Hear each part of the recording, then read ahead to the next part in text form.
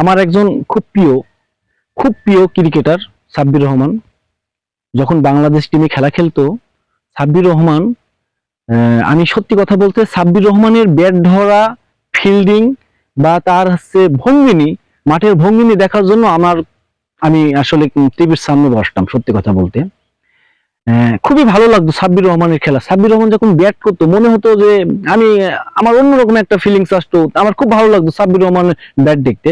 যখন ফিল্ডিং করতো সেরা, ফিল্ডিং এর জায়গায় সেরা সাব্বির রহমান। যখন ব্যাট করতো ব্যাটের ধরার ধরনটা আলাদা ছিল।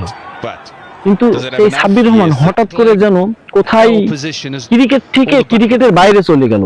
সাব্বির রহমান দলে চান্স পেল না, বিপিএল এ চান্স পেলেও তাকে খেলানো হতো না, বা হচ্ছে সেইভাবে হচ্ছে তাকে, বা সেও পারতো না। সব মিলে সাব্বির রহমান যেন একটা বিতর্কর একটা ক্যাটাগরিতে ছিল। সাব্বির রহমানকে অনেকভাবে চান্স দেওয়ার সুযোগ দিচ্ছে সাব্বির রহমান, কিন্তু সেই সুযোগটাও কাজে লাগাননি। সবসময় বিতর্কের ভিতরে ছিল, টিকটক করতেছিল বা আছে বিভিন্ন ইস্যুতে উনি একজন বিতর্ক ছিলেন। অনেকদিন পরে সাব্বির রহমান টি10 লিগে চান্স পেয়েছেন। সাব্বির রহমান লাস্টে তিনটা ম্যাচে সে আহামরি কিছু করতে পারে নাই, কিন্তু 4 নম্বর ম্যাচে সাব্বির রহমান এমন ভাবে ব্যাট করেছেন, আমি ব্যাটটা দেখেছি, এত ভালো লেগেছে। যখন ব্যাট করতে নামে তখন যে একটা সিক্স মারলো, প্রথম সিক্সটা এত ভালো লেগেছে, দুর্দান্ত একটা সিক্স। সাব্বির রহমান অবশ্যই যে খেলাটা দেখাইছে এই খেলাটা যদি ধরে রাখতে পারে অবশ্যই বাংলাদেশ জাতীয় দলে টি20 অবশ্য জায়গা করতে পারে।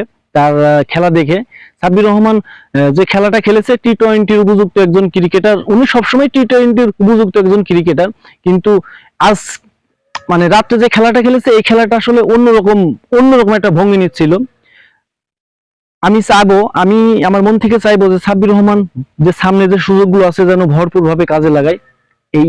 এই খেলাটার ভিতর যেন প্রত্যেকটা খেলায় যেন সামনের খেলাগুলো আছে সে কাজে লাগায়। তাহলে বাংলাদেশের টি20 যে দলটা আছে ওই দলে সাব্বির রহমান অবশ্যই চান্স পাওয়ার উপযুক্ত আমি মনে করি।